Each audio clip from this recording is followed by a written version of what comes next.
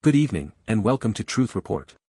I'm Alex Truth, and tonight we are pulling back the curtain on stories that the corporate press would rather you scroll right past. From Silicon Valley's biggest self-driving deception to a spy thriller greenlit by an actual intelligence agency, this is the broadcast where we follow the money, follow the power, and follow the truth. I'm Maya Clarity, and what a night we have for you. We're covering 5 stories spanning 4 continents, and I promise you, by the end of this broadcast, you're going to see the thread that connects a Tesla filing in California to a surveillance operation in a Manhattan penthouse. We've got bombshell revelations about Israel, Epstein, and a former prime minister. We've got Bangladesh on the brink. And we've got a breakthrough medical discovery that could save millions of lives, if the pharmaceutical industry doesn't bury it first. Let's not waste a single second. We start tonight in California, where Tesla has just made what might be the most revealing regulatory filing in the history of autonomous vehicles. According to Electrek, Tesla submitted new comments to the California Public Utilities Commission, the CPUC, and buried inside that filing is a quiet but extraordinary admission. Their so-called robotaxi service? It still requires human drivers sitting in the car and domestic remote operators monitoring from a distance. Let that sink in for a moment. This is the company that has been selling the dream of full self-driving for nearly a decade.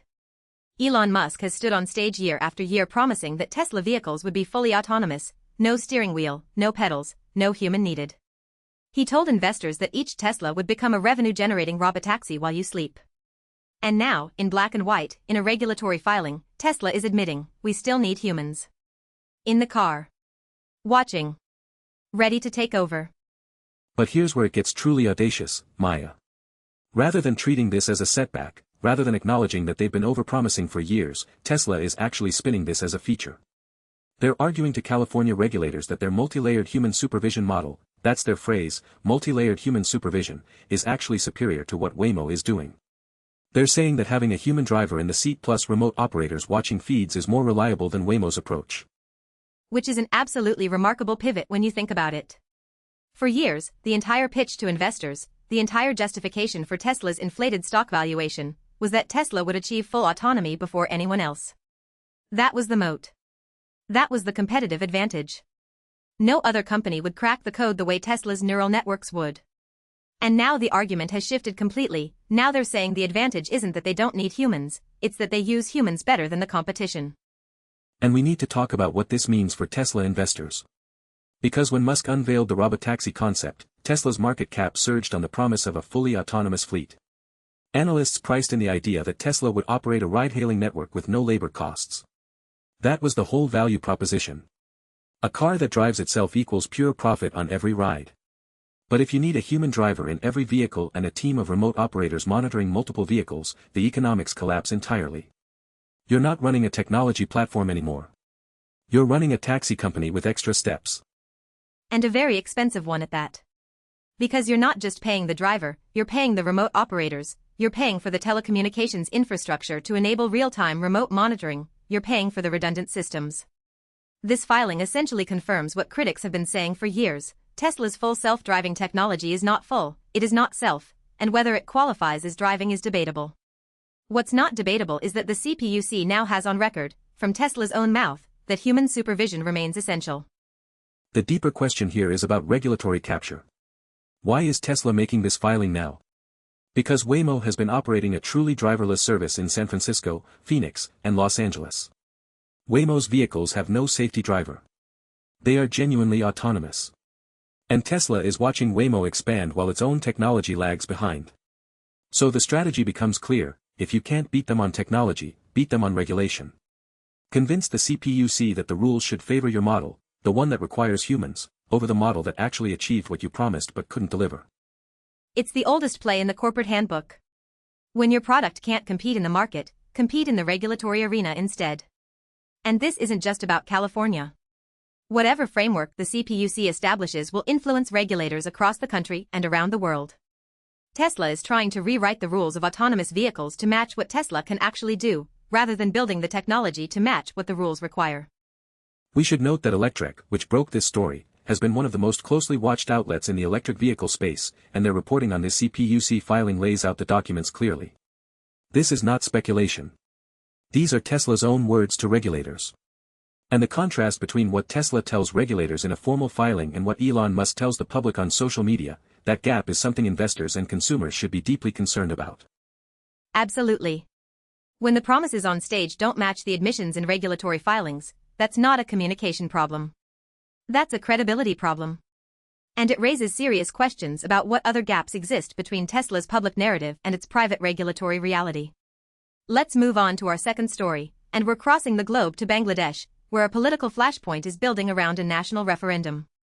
According to reporting from Al Jazeera, the referendum based on the July National Charter in Bangladesh has exposed deep and potentially destabilizing divisions between the country's two most powerful political forces, the Bangladesh Nationalist Party, the BNP, and Jamaat-e-Islami. Now, to understand why this matters, you need to understand what happened in Bangladesh in July of 2024, when mass student-led protests toppled the government of Sheikh Hasina, ending her 15-year grip on power. That uprising was one of the most significant political upheavals in South Asian history. Hundreds of people were killed. Sheikh Hasina fled to India. An interim government was installed under Nobel laureate Muhammad Yunus. And in the aftermath, a process began to draft what became the July National Charter, essentially a roadmap for Bangladesh's political future. The charter addresses fundamental questions about governance, constitutional reform, and the structure of democracy in a nation of over 170 million people. But here's where the fault lines emerge. The BNP, which is the largest opposition-turned-governing force, and Jamaat-e-Islami, the Islamist party that was a key partner in the anti-Hasina movement, have very different visions for what Bangladesh should look like.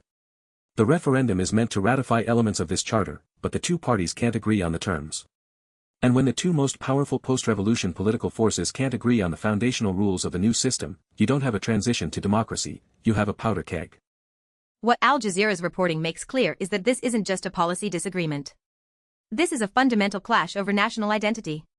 The BNP represents a more secular nationalist tradition, while Jamaat has deep roots in political Islam. During the anti-Hasina uprising, these differences were papered over by their shared opposition to her authoritarian rule. But now that the common enemy is gone, the question becomes, what kind of country are we building? And that question has no easy answer. And the international implications are enormous. Bangladesh is the world's 8th most populous country. It's a major garment manufacturing hub, the clothes on your back might well have been made there. It's a key strategic player in the Bay of Bengal. India, China, and the United States all have deep interests in Bangladesh's stability.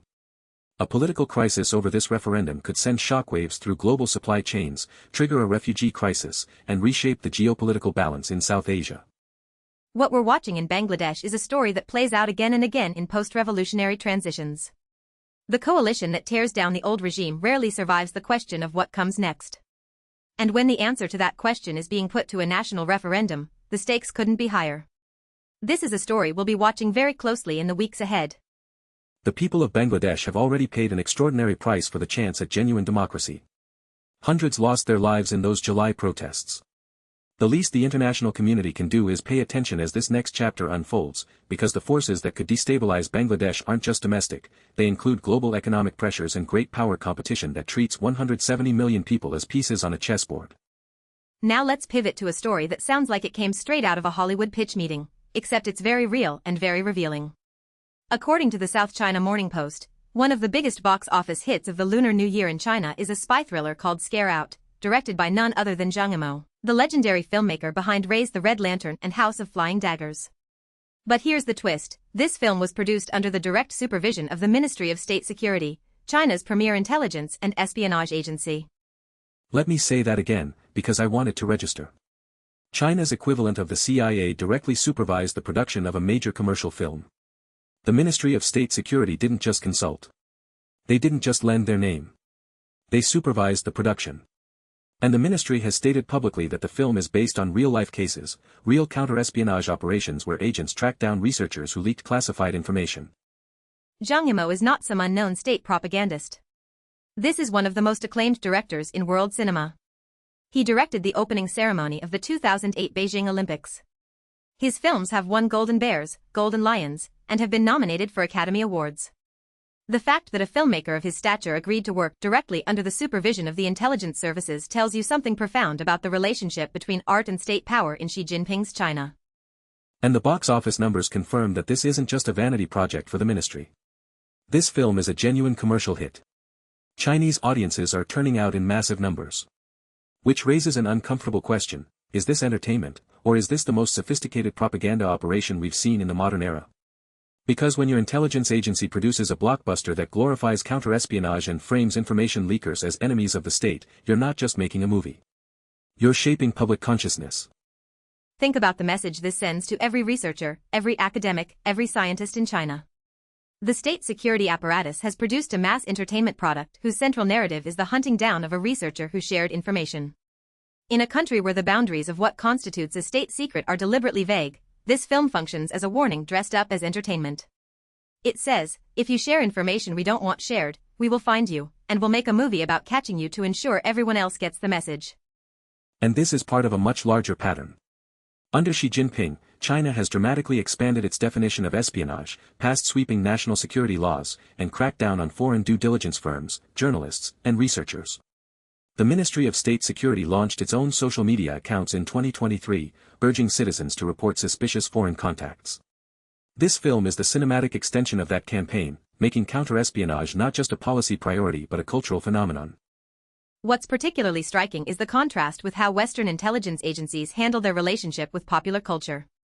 Yes, the CIA has a famous entertainment liaison office. Yes, the Pentagon cooperates with Hollywood productions. But those are typically consulting arrangements where the agency provides access in exchange for favorable portrayals. What China has done here is qualitatively different. The intelligence agency didn't advise on the film. The intelligence agency produced the film. The line between state security and popular entertainment hasn't just been blurred, it's been erased. And for anyone who cares about academic freedom, scientific collaboration, and the international exchange of knowledge, this should be deeply alarming. Because the chilling effect doesn't stop at China's borders. International researchers who collaborate with Chinese colleagues are now operating in an environment where sharing the wrong piece of information could make you the villain in next year's blockbuster. The weaponization of entertainment for state security purposes is a story that deserves far more attention than it's getting. Now to the story that might be the most explosive of the evening. Al Jazeera is reporting that the Israeli government installed security and surveillance equipment at a Jeffrey Epstein-managed residence in Manhattan, and they did it for former Israeli Prime Minister Ehud Barak. Let me repeat that, a sitting or former head of state's government apparatus installed surveillance infrastructure at a property connected to Jeffrey Epstein. This is an extraordinary revelation, and we need to unpack it carefully because the implications are staggering.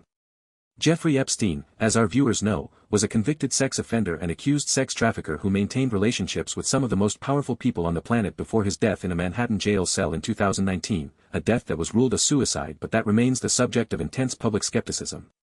Ehud Barak, former Prime Minister of Israel and former head of Israeli military intelligence, has long been known to have had a relationship with Epstein. What this new reporting from Al Jazeera adds is the involvement of the Israeli state itself.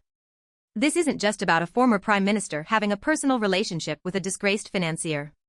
This is about the Israeli government's security apparatus physically installing equipment at an Epstein-managed property. And that raises a cascade of questions. What was the nature of this surveillance equipment? Was it defensive, protecting Barak, or was it also collecting intelligence? Who authorized the installation? And what did the Israeli government know about Epstein's activities? Because here's the thing. Intelligence agencies don't install surveillance equipment at residential properties without knowing exactly what happens in those properties. The entire purpose of a security assessment is to understand the environment. If Israeli intelligence installed equipment at an Epstein property for Barak's use, they would have conducted a thorough security sweep first. They would have known who came and went. They would have understood the nature of Epstein's operation. The question isn't whether they knew. The question is what they did with what they knew. And this connects to long-standing allegations, and I want to be careful to note these are allegations that have been reported by multiple outlets over the years, that Epstein's operation may have functioned, at least in part, as an intelligence-gathering operation. The theory, which has been discussed by former intelligence officials on the record, is that Epstein's network of compromising relationships with powerful figures could have served as leverage material for intelligence services. This new reporting about Israeli government-installed surveillance equipment at an Epstein property adds a significant new data point to that picture. Ehud Barak's relationship with Epstein has been extensively documented. Barak was photographed entering Epstein's Manhattan residence. He has acknowledged the relationship but has denied any involvement in or knowledge of illegal activity.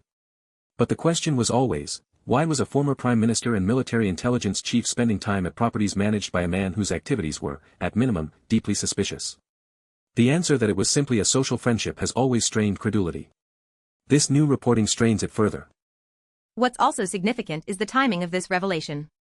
We are living in a moment where the Epstein case files have been partially unsealed, where new information continues to emerge, and where the public is increasingly unwilling to accept the official narrative that one man operated a vast network of abuse and compromise without the knowledge or involvement of state intelligence services. Every new piece of evidence that surfaces, and this is a big one, reinforces the picture of an operation that sat at the intersection of wealth, power, and state intelligence. And let's be direct about what the mainstream press often dances around. If the Israeli government installed surveillance equipment at an Epstein property, other intelligence services almost certainly knew about it. The United States conducts extensive counterintelligence operations in Manhattan. Foreign intelligence activities on American soil are monitored. So the question extends beyond Israel. What did American intelligence agencies know about Israeli surveillance equipment at an Epstein property, and when did they know it? The web of complicity in the Epstein case continues to expand with every new revelation. This story is far from over. Every document release, every investigation, every whistleblower who comes forward adds another thread to what may be the most consequential intelligence scandal of the 21st century.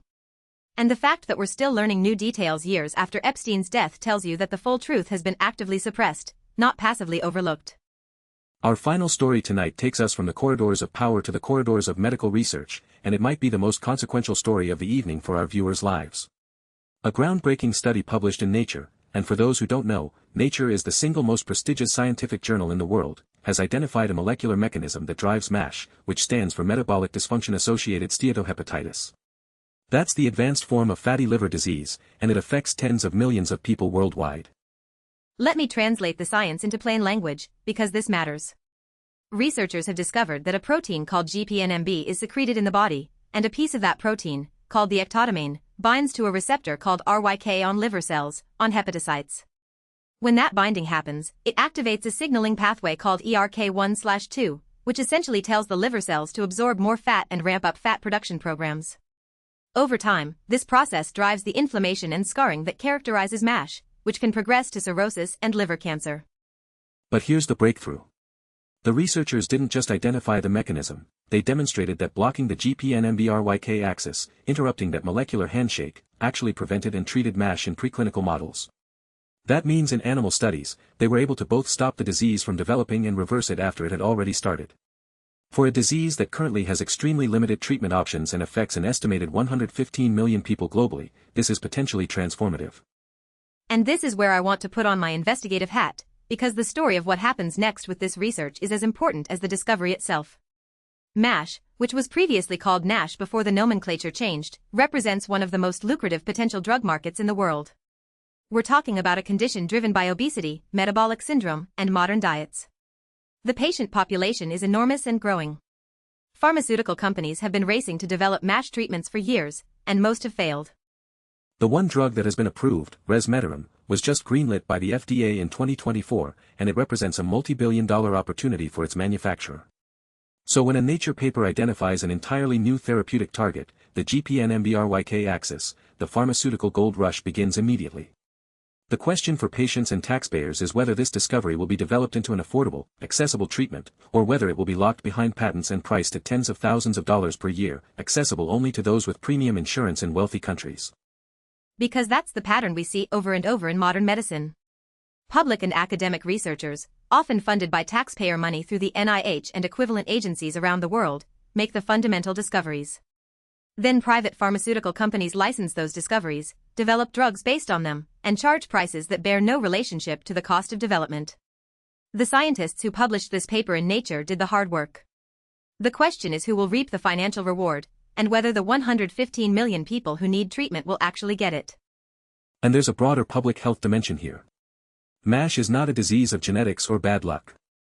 It's overwhelmingly a disease of environment, of processed food, sedentary lifestyles, and an economic system that makes the healthiest foods the most expensive and the most damaging foods the cheapest and most accessible. A drug that treats MASH is necessary and welcome.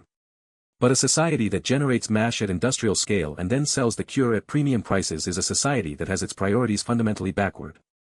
That's exactly right. We should celebrate this scientific breakthrough, and it is genuinely brilliant science. The identification of the RYK receptor as the key driver, the demonstration that blocking this pathway works in preclinical models, this is the kind of research that can change millions of lives. But we should also demand that the system that translates this research into treatment serves patients, not just shareholders. Now, Maya, let's step back and look at the bigger picture, because there's a thread that runs through every story we've covered tonight. Whether it's Tesla telling regulators one thing and the public another, China's intelligence agency producing blockbuster entertainment, Israel installing surveillance at an Epstein property, or pharmaceutical companies poised to monetize publicly funded research, the common thread is the gap between what powerful institutions say and what they actually do. That's the pattern, and it's worth naming explicitly. Tesla says full self-driving. The filing says human supervision required. China says artistic expression. The credits say directed by the Ministry of State Security. The Epstein case was supposed to be closed. New evidence says it's wider than we ever knew. And medical breakthroughs are supposed to serve humanity. The market says they serve investors first. In every case, the official narrative obscures an underlying reality that serves the interests of the powerful at the expense of the public. And in every case, the corrective is the same: transparency, accountability, and a press that refuses to take official statements at face value. That's what we try to do here on Truth Report. We read the regulatory filings. We follow the money. We ask who benefits and who pays. Because the most important stories are almost never the ones institutions want you to hear. They're the ones buried in paragraph 14 of a CPUC filing or hidden behind the credits of a blockbuster film. And it's not just about individual stories. It's about the system that produces them. A world where corporations can say one thing publicly and another to regulators, where intelligence agencies can produce mass entertainment, where the connections between political leaders and accused traffickers are protected by state security apparatus, and where life-saving medical treatments are treated as profit centers. That's not a collection of separate problems. That's a system working exactly as it was designed to work, for the people it was designed to serve. Which is why we always come back to the same fundamental question: who is the system serving? Because it's not the Tesla buyer who was told their car would drive itself. It's not the Chinese researcher who's been warned through a movie that sharing information is a crime. It's not the victims of Jeffrey Epstein who still don't have the full truth. And it's not the 115 million people with fatty liver disease who need affordable treatment. The system serves the people who designed it, and the rest of us are left to decode the filings, read between the lines, and demand better. That's our show for tonight. Every story we covered came from verified, on-the-record reporting: Electrek on the Tesla filing, Al Jazeera on Bangladesh and the Epstein-Barak connection, the South China Morning Post on China's state-sponsored cinema, and Nature on the MASH breakthrough. We don't ask you to take our word for it. We ask you to read the sources, follow the evidence, and think critically about who is telling you what, and why. If these stories matter to you, share this broadcast. Talk about it. The most dangerous thing for powerful institutions isn't an angry public, it's an informed one. I'm Alex Truth. And I'm Maya Clarity. Stay informed. Stay skeptical. And never stop asking questions. We'll see you next time on Truth Report.